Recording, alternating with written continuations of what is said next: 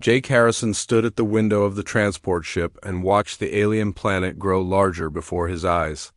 The blue and purple swirls in the atmosphere made it look like a giant marble floating in space. He had seen many worlds during his 10 years with the Earth Defense Coalition, but none quite like this one. "First time to Zephyr Prime?" asked Ambassador Lisa Martinez as she joined him at the window. She was a small woman with gray hair who had been dealing with alien species for 20 years. Jake respected her experience even if he sometimes found her too cautious. "Yes, ma'am," Jake replied. "I've read all the files, but seeing it in person is different." The planet below them was home to the Zephyrians, a race of bird-like beings who had made contact with humanity 12 years ago. They were proud creatures, with beautiful feathers that changed colors based on their emotions. Their cities were built from some kind of crystal that grew naturally on their world. From space, the cities looked like someone had scattered diamonds across the surface. "Remember, Harrison, this is just a ceremonial visit," Martinez said. "We're here to show respect for their customs and maintain good relations. Princess Kalisif is marrying Lord Thainkar tomorrow, and our presence shows that Earth values the friendship between our species." Jake nodded. His job was simple enough: keep the ambassador safe and make sure everything went smoothly. He had done escort duty dozens of times before, though never for something as important as a royal wedding on an alien world. The ship shuddered slightly as they entered the atmosphere. Through the window, Jake could see flying creatures in the distance. Some were clearly Zephyrians going about their daily business, while others were native animals that looked like living rainbows against the purple sky. "Look at that!" Martinez breathed as the capital city came into view. Jake had to admit it was impressive. The city of Veltaren spread across a vast valley with crystal towers reaching toward the sky like frozen lightning. Some of the structures were so tall they disappeared into the low-hanging clouds. Bridges made of the same crystal material connected the towers, creating a web of walkways hundreds of feet above the ground. The landing pad was a flat circle of polished stone surrounded by smaller crystal formations. As their ship settled down, with a gentle thump, Jake could see a group of Zephyrians waiting to greet them. Even from this distance, their feathers sparkled in the sunlight. "Time to make history," Martinez said with a slight smile. The cargo bay doors opened with a hiss, and Jake got his first taste of Zephyrian air. It was thin and sweet with an odd metallic undertone that made his nose tingle. The gravity was lighter than Earth normal, which made him feel like he might bounce with each step. The Zephyrian greeting party was led by a tall female whose feathers shifted from deep blue to silver as she approached. Jake recognized her from the briefing files as Captain Valandra of the Royal Guard. She stood nearly 7 feet tall with wings that were folded against her back and intelligent golden eyes that seemed to take in everything at once. "Welcome, honored guests from Earth," Valandra said in accented but clear English. "I am Captain Valandra, and I have been assigned to ensure your comfort during your stay." Martinez stepped forward and bowed slightly in the Zephyrian manner they had practiced during the journey. "Thank you, Captain. I am Ambassador Lisa Martinez, and this is Lieutenant Commander Jake Harrison. We are honored to witness this joyous occasion." Valandra's head tilted to one side as she studied Jake. "The Lieutenant Commander is here for security purposes?" "That's correct," Jake said. "I'm here to assist the Ambassador in any way needed." "Excellent," Valandra replied. "You will find our world quite safe, but your dedication to duty is admirable. Please follow me." They were led to a transport that hovered 3 feet off the ground and moved without any visible means of propulsion. Jake made a mental note to ask about the technology later if the opportunity arose. The ride through the city was like floating through a dream. Crystal buildings rose on all sides with Zephyrians flying between them like living jewels. "Your people are beautiful," Martinez said to Valandra, who was riding beside them. "Thank you, Ambassador. Tomorrow you will see us at our finest." The wedding of Princess Kalisif will be remembered for generations. She is beloved by all our people, and her union with Lord Thainkar will strengthen the bonds between the great houses. Jake listened while keeping his eyes on the passing scenery. Something about the way Valandra spoke made him think there was more to this wedding than just romance. Political marriages were common among Earth's nobility in the past, and apparently the same was true here. Their destination was the Crystal Palace, home of the supreme matriarch who ruled the Zephyrian Empire. The building was enormous, carved from a single piece of translucent blue crystal that seemed to glow from within. Jake estimated it was at least 50 stories tall with wings spreading out in all directions. The supreme matriarch has requested a private audience before tonight's feast, Valandra explained as they entered the palace. She wishes to thank Earth personally for sending representatives to her daughter's wedding. The interior of the palace was even more impressive than the outside. The walls were covered in what looked like living murals that moved and changed as they watched. Jake realized they were actually tiny creatures that lived in the crystal and created patterns of light and color. Fascinating, Martinez murmured. I've never seen anything like it. They were led through corridors lined with statues of past Zephyrian rulers and finally arrived at a set of massive doors that stood 20 feet high. 2 guards in ceremonial armor flanked the entrance. Their feathers were pure white and they held weapons that hummed with energy. The Supreme Matriarch will see you now, Valandra announced. The doors opened silently and they entered a throne room that took Jake's breath away. The ceiling stretched up into darkness while the walls were covered in the same living light creatures. At the far end of the room on a throne carved from black crystal sat the most magnificent Zephyrian Jake had ever seen. Supreme Matriarch Salaveth was ancient by human standards, but her beauty was undeniable. Her feathers were pure silver and seemed to contain their own light. Her eyes were the color of amethyst, and when she looked at them, Jake felt like she was reading his thoughts. Welcome to our world, the matriarch said in a voice like music. Tomorrow my daughter begins a new chapter in her life, and I am honored that Earth has sent such distinguished guests to witness this moment. Jake barely heard the formal pleasantries that followed. He was too busy taking in every detail of this incredible place and these remarkable people. He had no idea that in less than 24 hours his own life would change forever. The morning of the wedding arrived with a spectacular sunrise that painted the crystal city in shades of gold and pink. Jake had barely slept in the guest quarters provided by their hosts. The bed was designed for winged beings, and no matter how he positioned himself, it felt awkward. More than that, something in the back of his mind kept nagging at him, though he could not put his finger on what was wrong. Ambassador Martinez knocked on his door just after dawn. Ready for the big day, Harrison? As ready as I'll ever be, Jake replied while adjusting his dress uniform. The Earth Defense Coalition had specific protocols for formal alien ceremonies, and his uniform was covered with ribbons and decorations that were meant to show respect for their hosts. They made their way to the great amphitheater where the wedding would take place. The building was a massive oval carved into the side of a mountain with seating for over 50,000 Zephyrians. Jake whistled softly when he saw the crowds already gathering. Zephyrians filled the crystal benches like a living rainbow of feathers and colors. Princess Kalisith is very popular, Valandra explained as she joined them. The captain looked magnificent in her ceremonial armor, which was polished to a mirror shine.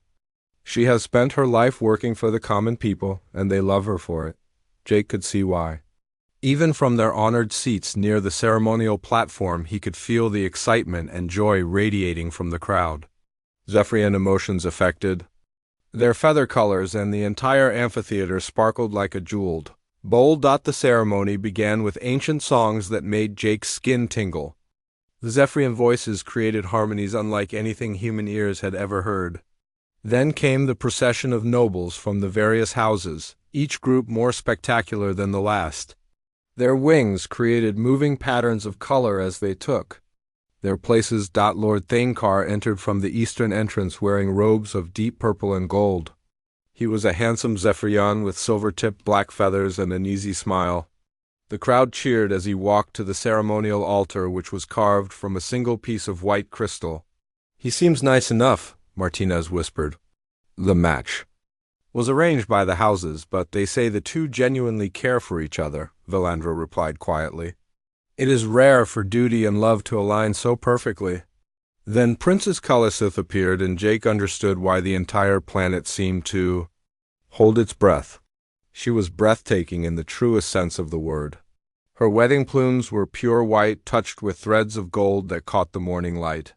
Her movements were graceful beyond description as she glided toward the altar with wings spread wide. The crowd fell silent as she approached her intended husband. Lord Thangkar stepped forward to meet her, and they touched wingtips in the traditional greeting. Even Jake, who knew nothing of Zephyrian customs, could see the love in their eyes. The high priest began the ancient words that would bind them together before their people and their gods. Jake found himself caught up in the beauty of the moment, despite not understanding most of what was being said. The translation device in his ear provided the basic meaning, but could not capture the poetry of the original language. Do you, Lord Thangkar of House Windcrest, take this female as your life mate before the eyes of the eternal winds? I do so swear by wing and talon in the light of distant stars. The priest turned to Princess Kallisith. Do you, Princess Kallisith, daughter of the supreme matriarch, take this male as your life mate before the eyes of the eternal winds? But before she could answer, Lord Thangkar suddenly stumbled. His hands went to his throat, and his feathers began changing from their ceremonial colors to a sickly yellow-green. He tried to speak, but only a choking sound came out. Thane? Princess Kallisith reached for him, but he collapsed to his knees on the crystal platform. The crowd erupted into chaos as Lord Thangkar fell forward and began convulsing violently. Princess Kallisith dropped beside him, trying to help, but it was clear something terrible was happening. Foam appeared at the corners of his beak, and his beautiful feathers were turning gray. Jake was on his feet before he realized he was moving. His military training kicked in, and he vaulted over the low barrier separating the honored guests from the ceremony platform. Several Zephyrian guards tried to stop him, but he pushed past them. Stay back, he shouted to the princess. He's been poisoned. Jake knelt beside the dying Zephyrian and checked for vital signs. Lord Thangkar's pulse was racing, and his breathing was shallow. Whatever had been used on him was fast-acting and lethal. Within minutes, the young nobleman was dead, his eyes staring sightlessly at the crystal ceiling above. Princess Kallisith's cry of anguish echoed through the amphitheater. She cradled her beloved's head in her hands while tears fell like pearls onto his still form. The crowd's shock turned to anger as voices began shouting accusations at various noble houses. Murder! Someone screamed. House Stormwind has killed the heir to Windcrest. Lies, came the response. Look to House Nightfall. They opposed this union from the beginning. Jake ignored the growing chaos and focused on the scene before him. His years as a military investigator before joining the diplomatic corps had taught him to look for details others might miss. While the Zephyrians argued and accused each other, he studied the ceremonial altar carefully. There, almost invisible against the white crystal, he spotted something that made his blood run cold. A small dart no bigger than a needle was embedded in the altar surface. The tip glistened with a substance that definitely was not water. Ambassador Martinez, Jake called over the noise. Get Captain Valandra over here right now. Martinez looked confused, but did as he asked. Valandra approached with her weapon drawn and her feathers showing the black and red patterns of combat readiness. What is it, Lieutenant Commander? Jake pointed to the dart. Someone shot Lord Thangkar with a poison dart. This was not a spur-of-the-moment crime. Someone planned this very carefully. Valandra's golden eyes widened as she saw what Jake had discovered. She immediately began barking orders to her guards in rapid Zephyrian while pulling out some kind of scanning device. The trajectory suggests the shot came from the upper levels, Jake said after studying the angle. But that should have been impossible. Your security was too tight. Unless, Valandra said grimly as her scanner beeped, the assassin had some way of avoiding detection. Jake felt a chill run down his spine. Advanced cloaking technology existed in theory, but no one had perfected it yet. At least no one human. That meant they were dealing with either a technological breakthrough or assistance from an unknown alien species. Princess Kallisith looked up from her beloved's body with tears streaming down her face. Her feathers had turned completely black. with grief, but her voice was steady when she spoke. "Lieutenant Commander Harrison, you have seen something others missed. Will you help me find who did this to my beloved?" Jake looked at Ambassador Martinez, who was shaking her head frantically. This was not their fight, and getting involved could create diplomatic problems. But when he looked into Princess Callis's eyes, Jake knew he could not walk away. "Yes, Your Highness," he said. "I will help you find the truth." The royal palace had become a fortress overnight. Guards with energy weapons stood at every entrance while investigators from the Zephyrian Security Council questioned nobles from the various houses. Jake had been given a small laboratory space where he could examine the evidence without interference. Ambassador Martinez paced back and forth in the cramped room. "Harrison, you're making a mistake. We should pack up and leave this planet before we get caught in their civil war." "I can't do that," Jake replied while studying the poisoned dart under a microscope. "Princess Callisith asked for my help, and I gave my word." "Your word to an alien princess doesn't override your duty to Earth," Martinez snapped. "If the houses go to war, they'll blame humans for taking sides." Jake looked up from his work. "Ma'am, with respect, this isn't about taking sides. Someone used technology that the Zephyrians don't have to murder their princess's intended husband. That makes it our business whether we like it or not." Before Martinez could respond, Captain Valandra entered the room. The tall Zephyrian warrior looked exhausted, and her normally perfect feathers were ruffled with stress. "What have you discovered, Lieutenant Commander?" she asked. Jake pointed to the dart on his examination table. "The poison is synthetic and specifically designed to target Zephyrian biology. Whoever made this knows a lot about your people's physiology. More importantly, the dart itself is made from a metal alloy that doesn't exist on your world." Valandra's head tilted in the way Zephyrians showed confusion. "You mean it came from another planet?" "That's exactly what I mean," Jake said. "Captain, do the Zephyrians have any enemies among the other alien species?" "Several," Valandra admitted. "The hegemony of Keth has been expanding their territory, and they see our strategic location as valuable. There are also the Void Hunters, who raid shipping lanes near our system." Jake made notes on his portable computer. "What about cloaking technology?" "My analysis of the trajectory shows the assassin fired from an impossible position unless they were invisible." "We have nothing like that," Valandra said. "Our technology focuses on crystal growing and energy manipulation, not stealth." The door chimed, and Princess Callisith entered the laboratory. She had changed from her wedding dress into simple robes, but her eyes still showed the deep grief of her loss. Jake stood up quickly out of respect. "Your Highness, I'm sorry for your loss," he said. "Thank you, Lieutenant Commander," she replied with a slight bow. "Captain Valandra tells me you have made progress." Jake hesitated. What he had to tell her would only add to her pain. "Princess, I believe your beloved was not the real target. The assassin was aiming for you."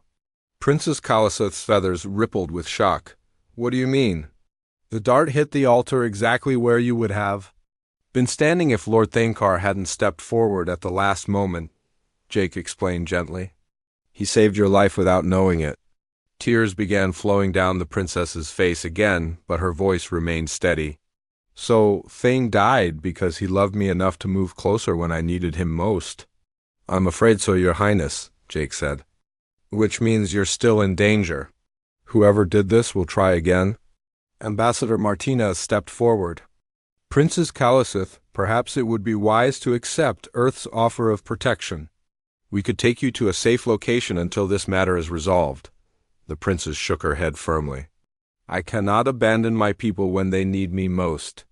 My mother is meeting with the house leaders trying to prevent civil war. If I disappear now, they will think I am weak." Jake understood her position.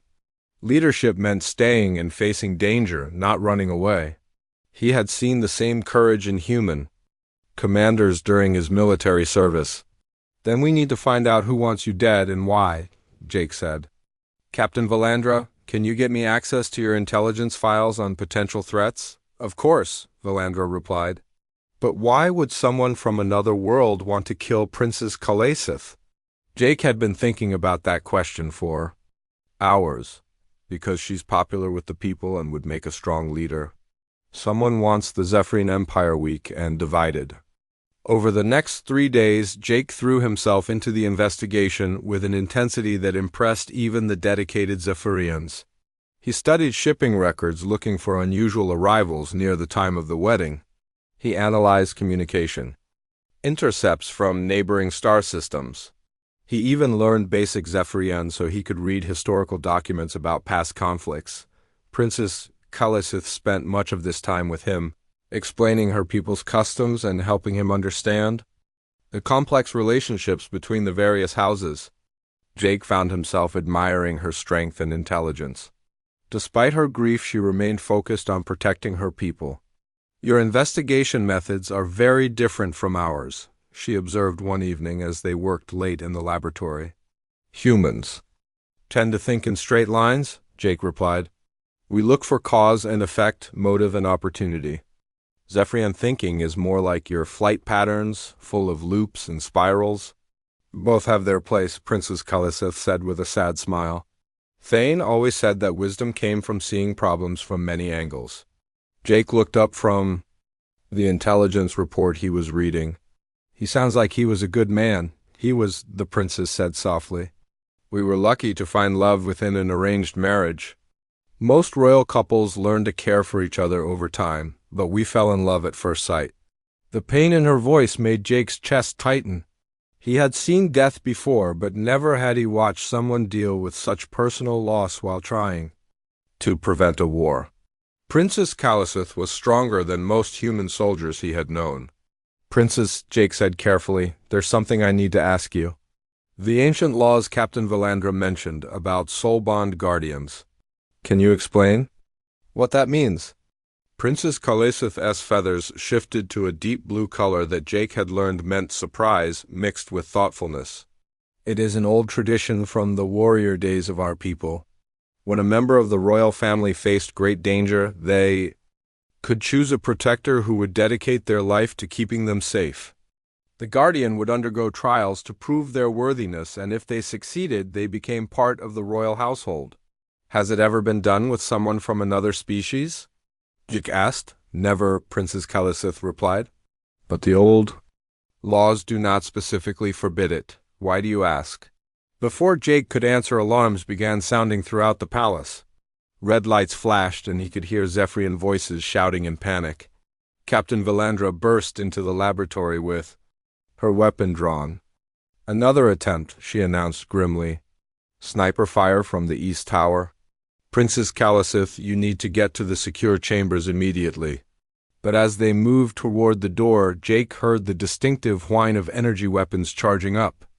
Someone was in the corridor outside, and they were not there to protect the princess.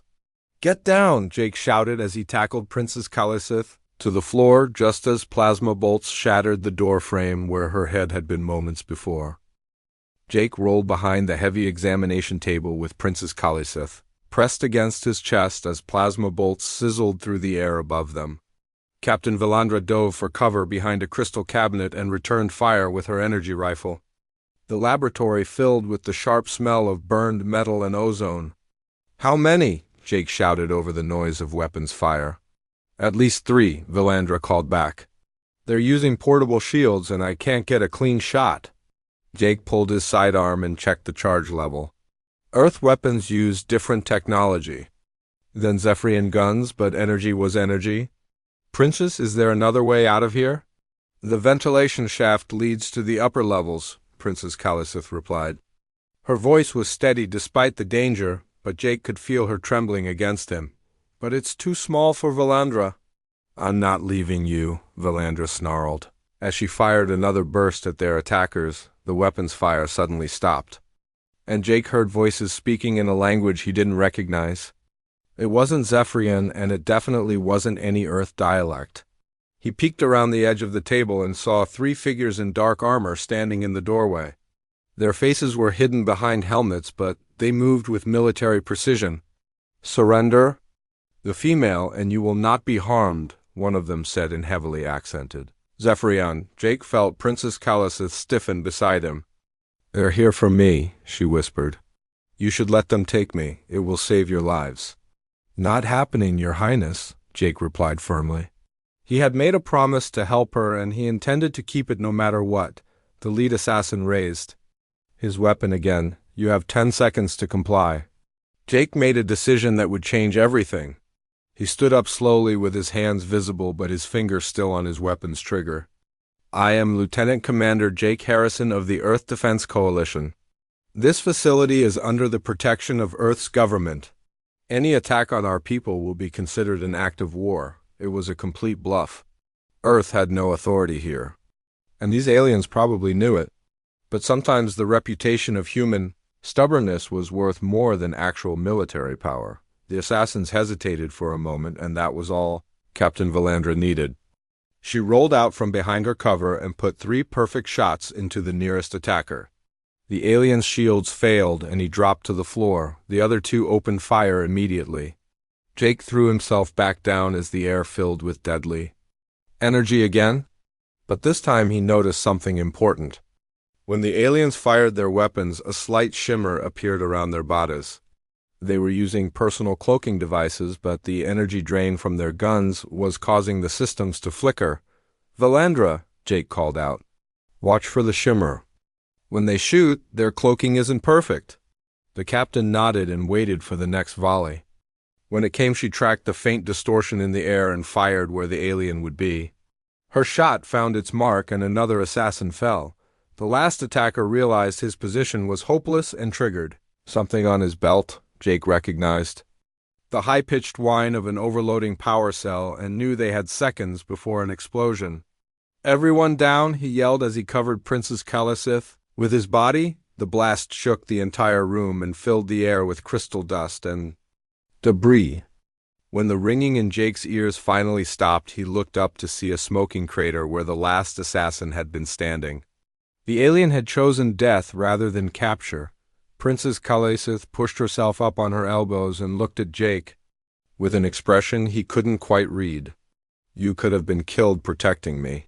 That's what I'm here for, Your Highness, Jake replied as he helped her to her feet. Captain Valandra was examining the bodies of the 2 dead assassins. Lieutenant Commander, you need to see this. Jake walked over and looked at what she had discovered. The aliens wore no identifying marks, but their equipment was clearly advanced. More importantly, their armor bore scorch marks that looked like battle damage from recent combat. These aren't just assassins, Jake said grimly. They're soldiers. Professional military. Before anyone could respond, alarms began wailing throughout the palace again. This time the sound was different, deeper, and more urgent. Captain Valandra's communication device crackled to life with urgent reports in rapid Zephyrian. What is it? Princess Kalisith demanded. Valandra's face had gone pale, and her feathers were showing the deep red of extreme alarm. Fleet contacts. On the edge of the system, hundreds of ships. The hegemony of Keth is invading. Jake felt his blood turn to ice. He had suspected that an outside force was behind the assassination attempts, but he had hoped he was wrong. The hegemony was known. Throughout this part of the galaxy is a brutal military empire that conquered weaker species and enslaved their populations. How long do we have? He asked. Maybe 6 hours before they reach orbit, Valandra replied. Our defense fleet is moving to intercept, but they're outnumbered 10 to 1. Princess Kalisith closed her eyes for a moment, and when she opened them, again Jake saw something that made his chest tighten. She looked exactly like a human commander. He had served under who had received orders to hold an impossible position against overwhelming odds. Captain Valandra, get me a communication link. To my mother immediately, the princess ordered. And prepare the ceremonial chamber, Your Highness? Valandra looked confused. I'm going to invoke the ancient laws, Princess Kalisith said firmly. If our people are going to face extinction, I want them led by someone who has proven their dedication to our survival. Jake suddenly understood what she was planning, and his heart began racing. Princess, you can't be serious. Lieutenant Commander Harrison, she said formally, will you accept the trials to become my soul bond guardian according to the ancient laws of our people? Ambassador Martinez, who had been silent during the attack, finally spoke up. Harrison, think about what you're doing. Earth cannot afford to have you involved in an alien war. Jake looked at the ambassador and then at Princess Kalesith. In the princess's eyes he saw hope and determination and something else that made his decision easy. He had fallen in love with this brave alien woman and her people without even realizing it. "Yes, Your Highness," Jake said, "I accept." Princess Kalesith smiled for the first time since her beloved's death. "Then we must hurry. The trials normally take 3 days, but we only have hours." As they rushed through the crystal corridors toward the ceremonial chamber, Jake couldn't help but wonder what he had gotten himself into. But when he looked at Princess Kalesith's face, he knew he would face any trial to protect her and her people. The ancient chamber was carved from black crystal and filled with symbols that seemed to glow with their own light. At the center stood an altar where countless Zephyrian warriors had sworn their sacred oaths over thousands of years. The trials test courage, wisdom, and sacrifice, Princess Kalesith explained as they entered. "Are you ready to begin?" Jake took a deep breath and stepped forward. "I'm ready, Your Highness." Outside the crystal walls of the palace, alien warships were racing toward Zephyr Prime with death and destruction in their wake. But inside the ancient chamber, a human was about to become something that had never existed. Before in the history of two species, the first trial was about to begin.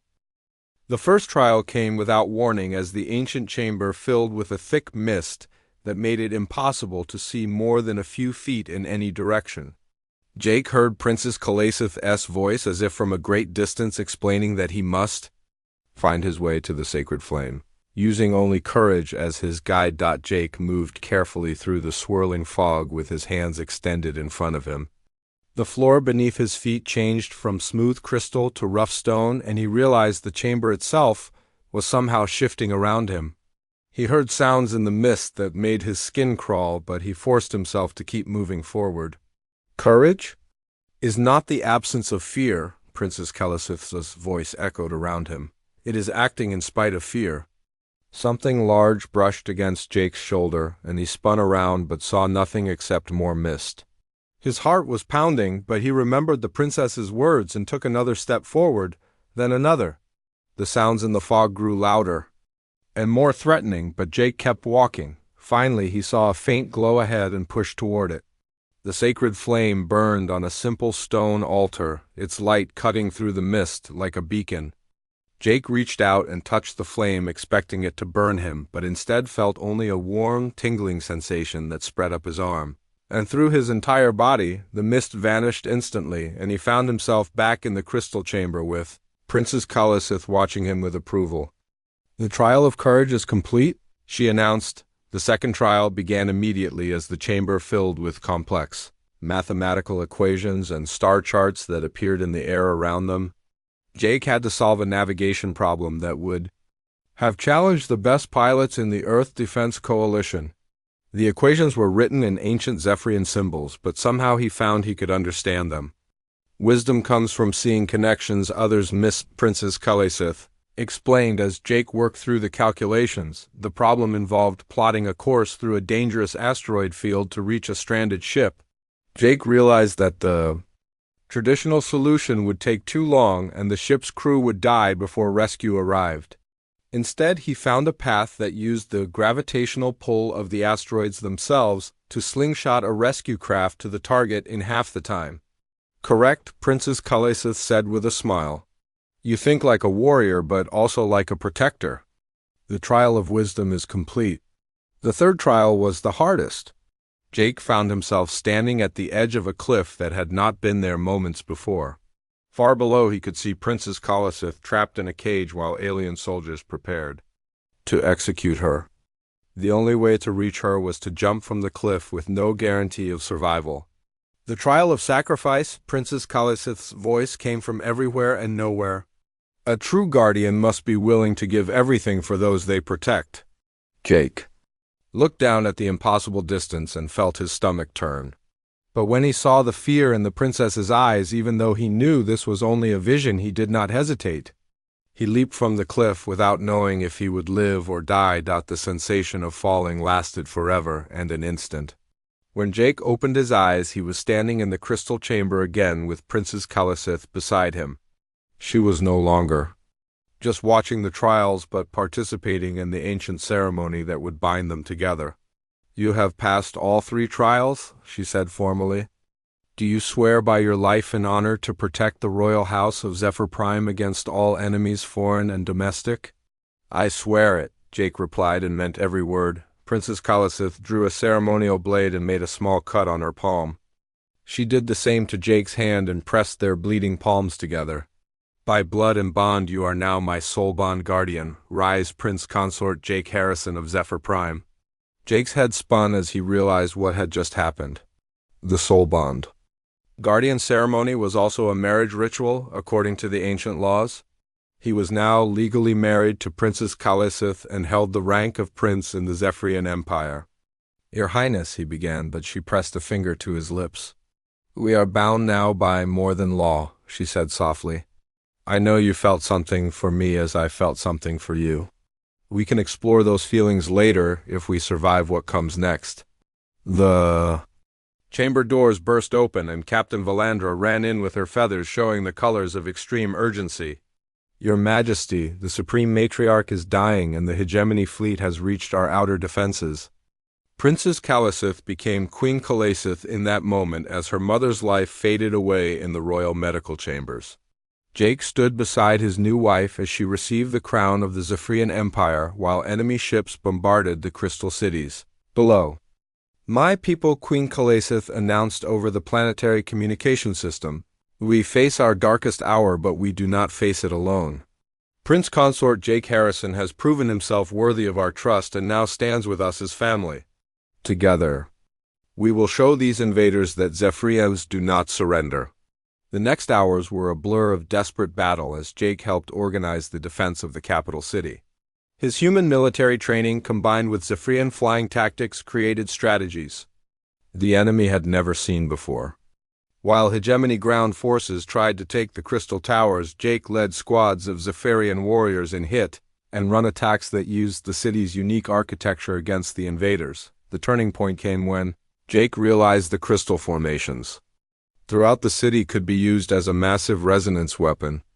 Working with Zephyrian engineers, he turned the entire capital into a tuning fork that shattered enemy equipment and disrupted their communications. "Impossible," Captain Valandra breathed as they watched Hegemony ships fleeing the system in confusion. "No one has ever defeated them so completely." Jake put his arm around his wife's shoulders as they stood on the palace balcony watching their people celebrate in the streets below. They never fought humans and Zephyrians working together before. Queen Kalisith leaned against him, and for the first time since her beloved's death she looked truly happy. "Thank you, my husband. You saved my people and gave me hope when I thought all was lost." "We saved each other," Jake replied and kissed her gently. Ambassador Martinez appeared beside them looking both impressed and worried. "Harrison, Earth is going to want a full report on everything that happened here." Jake looked at his wife and then at the celebrating Zephyrians in the city below. "Tell them that humanity just gained its most important ally in the galaxy.